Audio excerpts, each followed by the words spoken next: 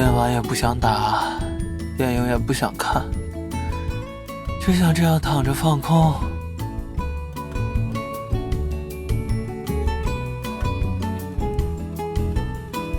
写作业，那就是吃西瓜、抓小鱼，一玩起来就什么都忘了，也不觉得善。哎，你还记不记得打手背？就2个人，一个手掌朝上，一个手掌朝下。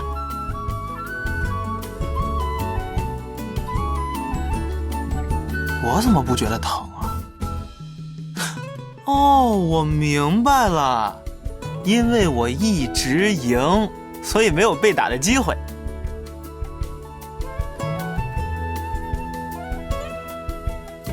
既然我们谁也说服不了谁，那不如实战解决。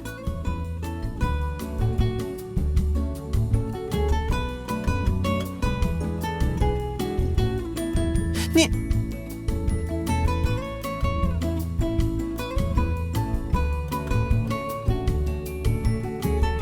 怎么赢了就想走？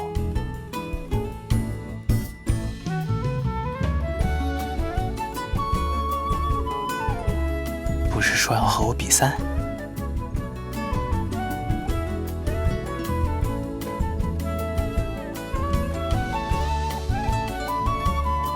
听起来有点意思。开始吧，你拍我躲，和刚才一样。小时候玩这个你就没赢我。你这是想拍我，还是想牵我？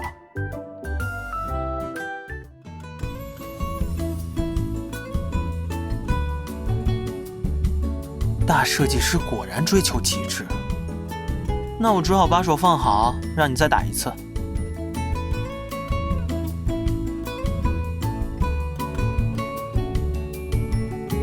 我选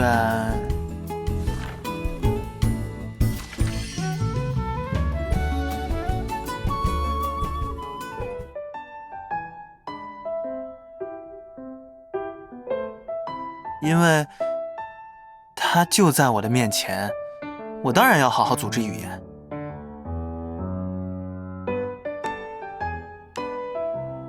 表达占有欲，如果是我的话，会在一些毫不相干的话题里，忍不住和朋友提起它，